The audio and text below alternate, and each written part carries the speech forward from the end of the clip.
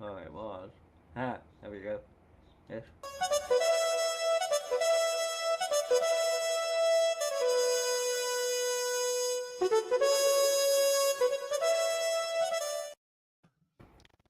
Good morning, V.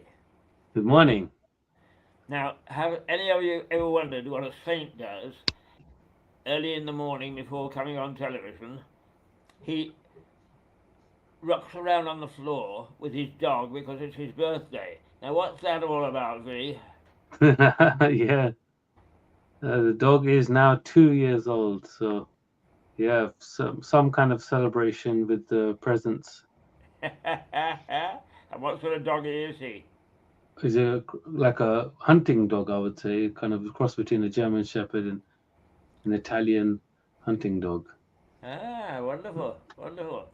Well, I have to say that a man and his dog is, it's a truism throughout history. So, right now, I have to tell you people that V is a very innovative guy. Not only is he handling IT and advice and repairs and so on and so forth in a very different way to most of the people that are in the business, but he also goes around visiting various things. And this last week, I know I was sitting quietly on the terrace with a glass of wine in my hand, and I suddenly heard, "Hello, Keith!" And there he was. And it turned out that while I was asleep, that they'd actually manufactured a fate all around me. So what was that about, V? I'm trying to recollect that. Were you talking about the Garden Fate? Yes. Ah, yes. So that was a great opportunity for people to come out of their apartments, flats, homes at Clevedown. So it was a celebration in the gardens on the balcony kind of area with tables and chairs and also parasol, which helped protect the little shower that poured down. It poured, didn't it? Yeah, yeah. It was a very pleasant interlude. Um, it was very nice, but I was there really just to take in the sun and get the surroundings exciting me. But you were there partly to enjoy that, but also to offer your services. So, what did you actually do? So what I did was just give people an opportunity to ask questions and see me and hear me, because I think what happens is people don't know until they know. So I've got to be out there. I've got to be where people are. And what better way to do that than having a garden fete and get people together, and then they can find out what I've been doing and how I've been helping people. And the locals, actually, there was a few locals that came along, and they now are aware of how I can help them when they're in times of need, when they're struggling with using apps or being online, and then they know there's someone that's coming, and they know that there's the brunch happening as well. So it gave me a chance to meet people before the brunch, let them know, kind of a publicity, kind of a advertising uh, opportunity, so people are feel confident, because obviously familiarity creates that comfortableness. Like, I'm not someone just turning up once a year or something. I'm coming regularly.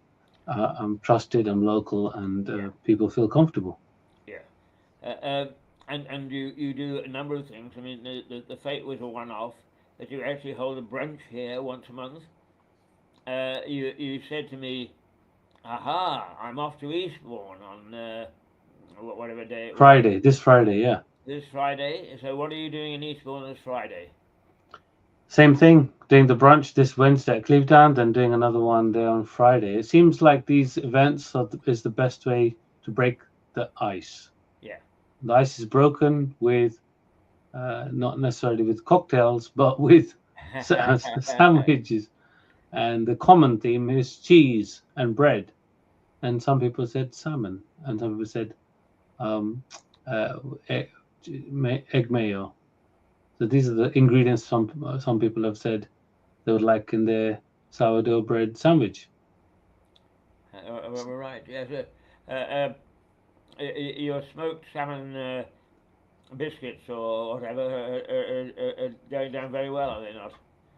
Well, I think I've got to find out what people like, and just the old, not the old, but it's the saying that is, wherever there's demand, you supply, and that's whatever people want, you give them what they want. Now you also do Bishopstone Station. Yes, so I've been advertising that when I was at the Garden Fair last week. So I rent out the station, which is easy access. People jump on the train from Lewes or Seaford or on the way to Seaford, just one stop before. It's an unmanned station. There's a bit of history around Bishopstone. In fact, Bishopstone Station was built. It's a very big station, and big areas and waiting platforms. But they've now been refurbished. So if people type in "Friends of Bishopstone Station," they'll find out when there's an open day. In fact, there's one coming up this Monday, the 31st, the bank holiday Monday, where people can come in the morning from 10 to 12 and access all the areas and see how it was built in the early 1900s and how it looks now. It's really amazing how what stuff was there. Do you remember that there's like a kind of a typewriter? I've forgotten the name of it, and it's got numbers, and you press the numbers. It's kind of an old original calculator. Do you remember the name of that device? Typographer or something like that? No, I mean they were just typewriters for me. Oh no, yeah, there was this one which is like it's got numbers on it. It's for adding up. A calculator. Yeah, but there was this. It's like a big one, with kind of like a typewriter, but just had numbers. I think it's called Typographer or something like that, and they've got that there, and they've got various stuff that they were using before computers. Absolutely. I mean, to be quite honest with you, I think that some people go back to the abacus. Yeah, I think they use these kind of calculators, original calculators, to add up figures for like sales in the station, and that's what they use this kind of original calculator for. So there's access all areas. There's the waiting room, the toilets, the area. I mean, that doesn't sound very glamorous, but the original doors and the flooring, the marble, and the decoration is amazing. Yeah, at Bishopstone Station, you can just come off the platform, climb up the stairs to the other side, where I hire out on every Monday, 2 to 3. People come in, drop in. Started getting a lot of now people coming on a Monday. They rather come to me, so that's where I pay. It's quite reasonable. If anyone wanted to rent out Bishopstone Station, it's only £16 an hour, and you've got tea and coffee facilities there, and it's really nice. Lots of tables in really peaceful area. It's away from the main road, so no road noise. I remember in Northern Ireland, the line from Belfast to Bangor, that's on the north coast of County Down, is there was a little station, and it used to be the staging station for the local lord. He would drive down there in his carriage, go into the station and wait for the train. But the very wealthy didn't just sit there and wait. They turned it into a living room and so on and so forth. And some enterprising chap got hold of it, looked at it and thought, I could have a nice little restaurant here. And that's what he did. He turned it into a 4-table restaurant. And it was, in its day, it was very popular. So amazing what can be done with disused railway stations. Anyway, absolutely. I like people to know exactly what you're doing because it is so unique, and you are a driving force. I mean, at the moment, I can do that. I think in the early stages of any business, you can be innovative and creative, but then there comes a time when you have to look at what's working, what's needed, and what's profitable for any business. Yeah, At the moment, or I've got you don't abandon the things that are working. You have to get assistance, and you know that yeah, when you start to grow, these things are inevitable. yeah. Although in your business, I've been watching two things quite interesting. AI, first of all, and very timidly I started to use it, and then I'm a bit more bold now, and I go on to things like Gemini and so on, and simply tip in, please design me a rocket to get me to Mars. And he comes back and says, do you want a two-stage rocket or do you want to directly? I wouldn't have asked that at all a couple of months or so ago. I'd thought, oh, really. But the thing that amuses me most is at the end, they say, as you and I would chat, you know, goodbye, Keith. It was a pleasure to have you with me this morning. And you really think that you're talking to somebody who's alive and and so on, and it quite makes your morning, even though it's only a robotic thing. But robotics, the other thing is, I was watching with some interest what's been going on in China this last week, with them holding essentially a robotic Olympics, where the robots have been racing and jumping and doing all the things that you would do at Olympic Games. And then they've shown that they're also playing football, playing cricket, all sorts of things. So robotics are taking a leap and bound forward. Have you got any idea where that's going to end? Well, if that film Terminator is anything to go by, it's that's kind of like post-apocalyptic world where they're running the show at some point in the future. But I don't think that will actually happen. That's just a film industry, it's nice to know that these robots can play these games, but it would be better if they were put into use in some good use, like picking up rubbish or something like that. Yeah, yeah. Right. Okay. Well, we've taken almost 15 minutes, letting people know your experiences because they are very interested in that, very interested in what you do, um, and that's why you attract relatively so many people to your various events.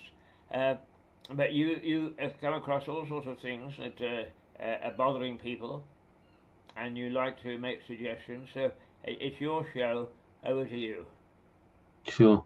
So one of the things that we are getting busier and busier in our lives, and what we people used to do is have a little calendar, I'll see if I've got one here, but having a calendar is great. And so one thing that I find that keeping it super simple, because otherwise we get overloaded, is tracking our time. And people have got watches, people have got phones, and got alarms for reminding themselves of where to be or when to leave. I like to keep it simple, so I just wanted to show something that this is a clock that I had at the Fate last week, and it was interesting how people were really drawn to it. And its simplicity and its old school design. It's just it's just the time. And nowadays, not many people have clocks. They just use their phone. So people are completely oblivious to the time. But when you've got a clock, a visual thing, like a clock in front of you, like I've usually got this on my desk, so I can see it. It's right in front of me. I don't have to. It helps being on time. It helps staying focused as well. And staying in the present moment.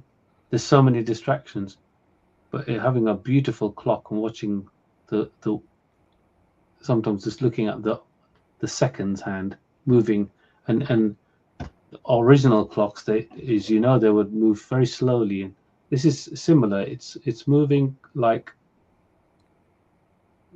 kind of smoothly, but at the same time, kind of mechanically, instead of some second-hand move quite jerkily. And why am I talking about that? It's time management. People now are so focused on being on time and scheduling. And I just would like to share with people that, yeah, example, like using, let's say, Google Calendar, or your Outlook calendar, people put in their occasion for doing whatever they need to do. So let's say somebody wanted to do some plant, maybe even repot some plants, and then they would, I don't know how long it would take, but you could just slot in a certain amount of time, an hour or 2 hours, and that way you're just focused on that thing for that time. What I find with people who feel overwhelmed is that they're not creating these little pockets of time to do what they like or work. And I think it's really important that, and I found it for me and other people, to avoid that anxiety and stress. Just scheduling time. For example, I had someone call me this morning about 8:30. I think he said he spent about 20 hours trying to get into his computer. Just could not. He was typing the password to log into Windows. It just wasn't working. And instead of wasting hours, it's better to get someone who knows what they're doing to get it resolved. So he did the right thing to relieve himself from anxiety. He goes, "This is driving bonkers. I'm driving mad. Just please, can you come?" So after the show, I'm going to drive over to him in Peacehaven and just see what's going on. Why is it not logging in? And if it needs reset of the password for the computer, I'll do that. So yes, get in contact with the expert. You struck a chord there with me, because I've been trying to organise my time, and eventually I've come to the conclusion that Google Calendar is the best. But once again, sometimes accessing the calendar is something takes you off to another destination, or something gets in the way, and by the time you actually get back to it, it says so start again, which is very frustrating. And the other thing is, of course, is you go into Google and it asks for the password, and if you haven't got the right password, here we go again. Those are the two frustrations I find. Yeah, exactly. I feel that frustration, and just like I get frustrated of certain things, but so instead of me having to do it, whatever it is, if I think of, okay, who do I know? Go from my phone book. Who do I speak to that might know someone or knows how to do this thing that I'm trying to do, that can relieve me from my anxiety for dealing with that thing that I need to do, that task. It doesn't have to be technology, it could be anything. We have so many things in our lives that cause us stress, and it's always good to reach out. And thank you. I've been delivered a cup of coffee. Now you see, this is an example of delegating or getting some help, asking for help. When you ask for help, you get it. Ask and you shall receive. Similarly, I find that people are really frustrated with things. It could be their printer not printing, or the dog just do that. Yeah, yeah. It would be a wonderful dog if the dog could do that.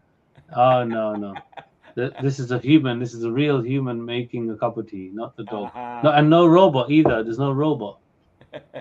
No robot involved. Oh, you're a lucky man. You're a lucky man. But that's an example, right? Do you see where I'm coming from with relieving anxiety and stress? Now here we are. I've got an alarm to remind me about coming on the show, but an example of needing a prompt. Oh yeah, that's why I was talking about relieving anxieties and stress. People tend to just forget that if they just open their mouth and ask someone, they'll be able to get that issue resolved. Yes. You keep on with this theme because another question I would like to ask you. Go ahead, ask the question. Right. Okay. Now, where I find the most frustration is, for instance, the bank. They urge you to get the app and so on, and you follow certain things, and then wham, they come up with some technical issue that you look at it and you think, what the hell do I do now? Um, I think, actually, speaking to other people, that this is fairly widespread. That people do not like the complicated issues that the bank have got. But they obviously have paid millions to get this system installed. I'm not going to abandon it overnight. But what can we do to get the banks to realize that we are looking for exactly what you said at the beginning, is simplicity, ease of use, because it doesn't seem to be getting through to them. And if I may slip in the fact that, for instance, Lloyds Bank last year made £6.5 billion profit. So they've got the money to look at this sort of thing. Uh, why aren't they? And can we do anything about it as individuals? I mean, definitely you can give your feedback to the staff in the bank, or within the app. I believe there is a help section, or a suggestion section, or some kind of way you can communicate, like even a chat on the app, and you can feedback, because all that feedback does go somewhere to a team who looks at it and sees, but then they choose whether they want to make it simple or safe. What's the priority for the banks? The priority for the banks is security, so they just put in as much security as possible to avoid uh, fraud or theft because if it was too simple, if it was too easy, or should I say, if it wasn't as secure as it is, then somebody could just get hold of someone's phone and go into the banking app and just send money wherever they want. And that you don't really hear of that. And why? Because of the enhanced security, the way they've set up how to log in using fingerprint or facial recognition, as well as the numbers, the PIN numbers and passwords. It's all important. I'm sure that if it was really easy and simple, but then if somebody sent money from your bank using the app on your phone, because maybe, let's say, you misplaced your phone and then someone opened it and then they went into your banking app. If it was that easy for somebody to do that, I'm sure there'll be way more complaints and the banks will be in trouble.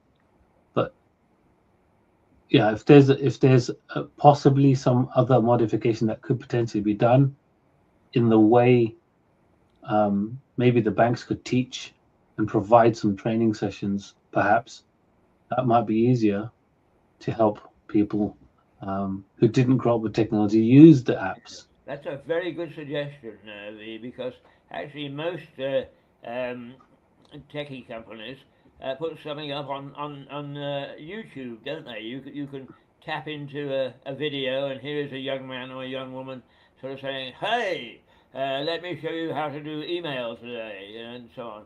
So the banks could do that. I wonder if they do.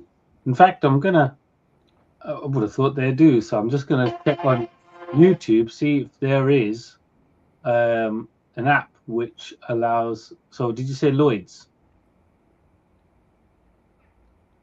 Did you say Lloyd's Bank? Is that the bank you Lloyd's, was? yeah. Yeah, here I can see that they have got a app. Oh, sorry, channel, Lloyd's Banking Group Official. They have various videos. Let's see if watch. They have. They're talking about AI. Wow, why are they talking about AI? Okay, let's see how AI will impact the future of finance. Well, this is what is blockchain. What is sustainability? Yeah, I can't see any videos on how to use the app. Let me just see if there is any. Yeah, I can't see any videos on how to use their banking apps. No, it is. I mean, they're there. They're well hidden. Um, I, because I got into the habit of doing this, that's the first step I take, is to go to see if there's a video. Some of them are boring as old hell, but in watching them, at least it unlocks the use of various things. Absolutely. No, I think you're spot on. I mean, they're talking about things is not even. I don't know how many people want to know about all of that. You know, it's not difficult to make a video. I do know that other people, maybe not Lloyd's Bank, but other people would have made videos on how to do tasks. And I would suggest anyone that doesn't know how to do something, just go on a video platform.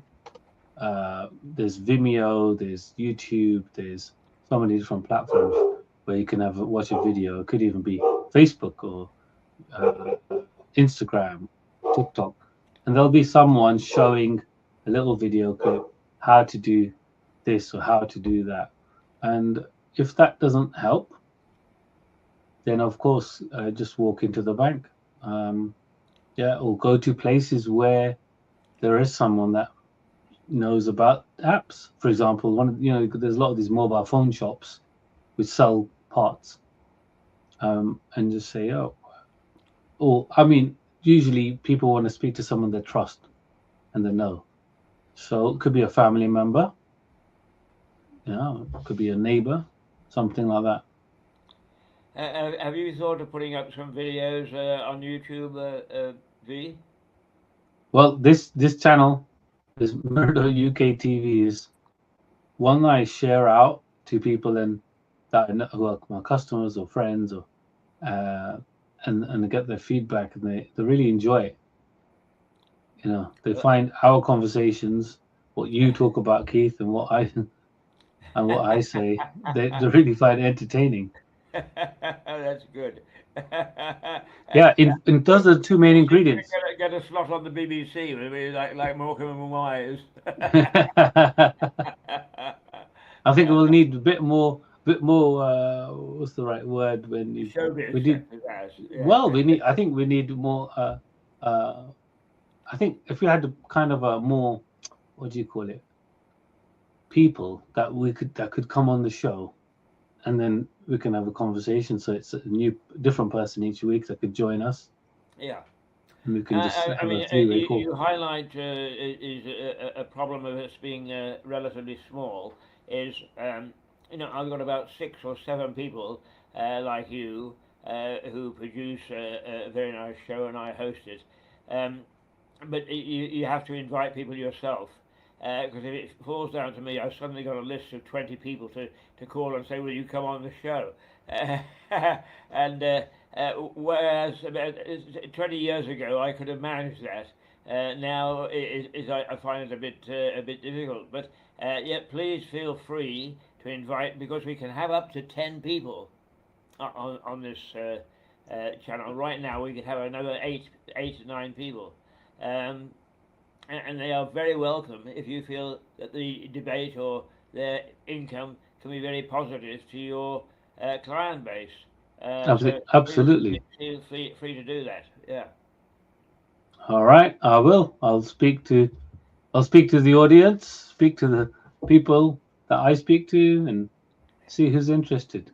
Well, one that springs to mind is that you've established a very good relationship with the phone people, haven't you? The local phone people. You mean the mobile phone shop? Yeah. Oh yes, in Lewes. Yes. I mean, yes. He might be a very good man to join us for 5 or 10 minutes on this channel each Tuesday. Yeah, and also I think what would be good is the kind of people that would watch this and also get some value out of it. Those people who could join, so they can ask questions, and live on air, I could answer them. Yeah. As long as they've got a phone or a laptop, and what do you call it? The the thing with the little three Microphone. dots that says sky. What do we call that? Oh, the three. Do you mean the microphone, the camera? No, no, no. The thing that links you with the rest of the world. Oh, the Wi-Fi, internet. Wi-Fi, right? Yeah, Yeah, yeah, got it. yeah. But I mean, actually, most people have got Wi-Fi now because it's built into a lot of computers, isn't it, and phones? Absolutely, yeah. Yeah, yeah. Phones, laptops. It's just PCs that generally might not have them. The older ones, but just with the small little USB dongle, you can plug it in and make a PC have that capability of Wi-Fi connectivity instead of using a cable. I mean, those are both very good ideas, V. And if you've got time to tee that up, I'm very happy to host that. Um, Brilliant. I'll do that. and it would be very useful. I mean, the main aim, apart from entertaining a little, I'm glad that some of your clients say that they like seeing us do our old soft shoe act. But the main aim of this program is for you to uh, help you build a client base and to make sure that those clients are able to ask and learn from what you have to say. So this business of IT isn't as terrifying as it's rapidly becoming. And I've asked you this before, but anything bears, repeating on television. Um, do you think that we're racing ahead at a pace which is outdistancing the minds of most people who are users of IT? Well, yeah, we've talked about this in the past, and things are going at a speed or a pace. Now, whether we can keep up, or even whether I could keep up with it. I mean, I remember when I was in my 20s, early 20s, technology kept changing so much back then. And now, I think the biggest shift and change is artificial intelligence, AI.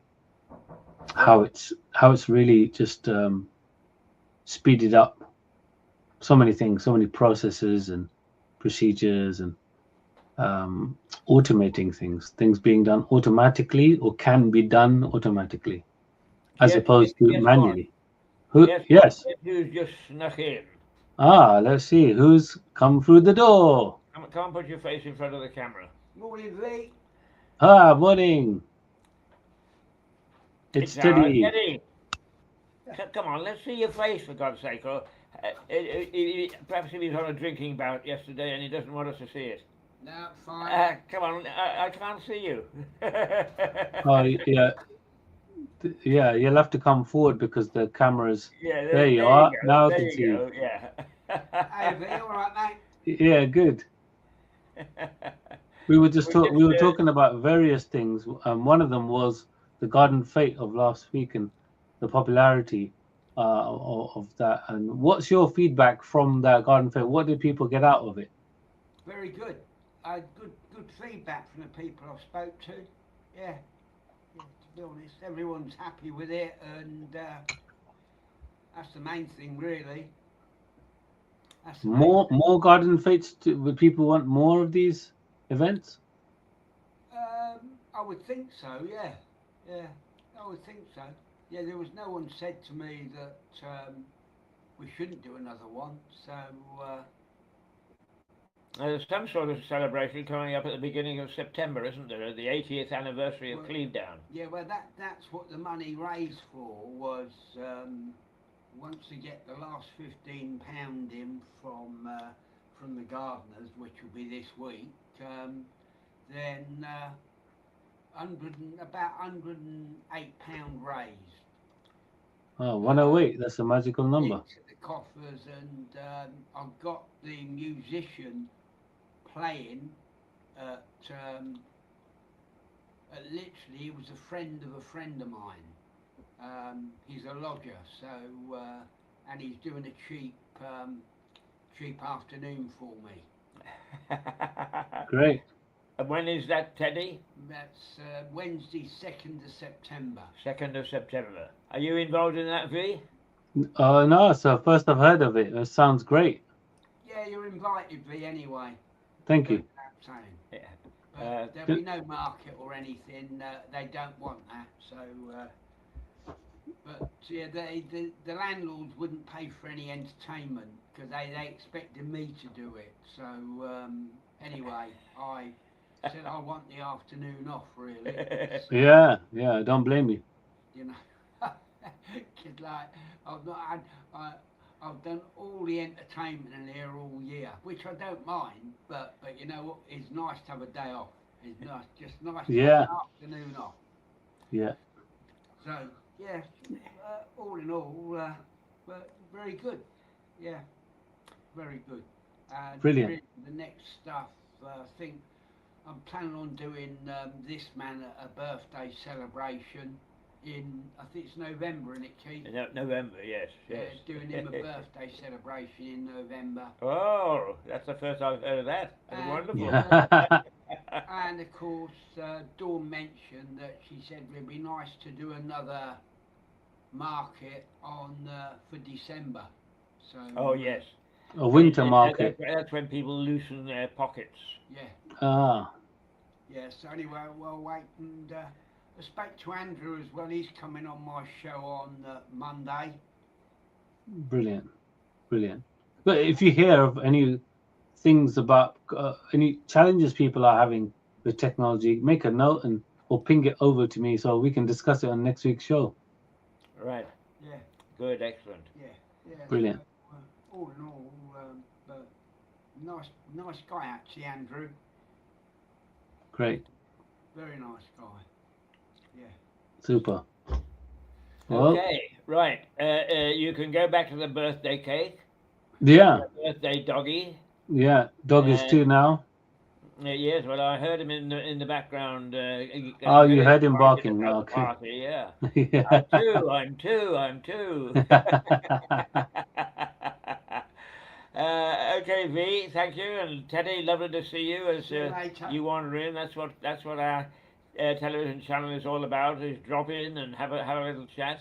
But once again, very helpful, V, and thank you. And your suggestion about some extra guests, and I'd love to have this iPhone chap on, because I must confess is that what I could handle 5 years ago, I can't anymore. It becomes a mystery to me. I've just about got the basics going now, and that's after having a damn phone for about 6 months. So that would be very helpful as well. But don't hesitate to bring in your guests. All right. We'll do. We'll look forward to it next week. Yes, and if you get the station master of Bishopstone with his flag to let the train go through, that would be lovely. What was it called on the cartoon show? The Fat Controller? Oh, yeah. Yeah.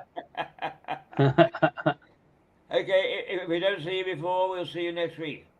Yeah, I'll see you on Wednesday at the brunch Yes. with some sandwiches. Yeah, so you're in Wednesday, aren't you? Yeah. And there is no Dawn, so I cannot get an extra poster made up saying what about the sandwiches. Oh, no, that's fine. Don't worry. People already know. I've messaged a lot of them. Yeah, okay. Just so you know. I'm Thank you. thinking that she's away, so. So good. All right. Okay, We'll thank see you, you Reed. Wednesday. Thank you, Teddy. Adios. And here we go. Toodle Toodle pip. pip. Bye.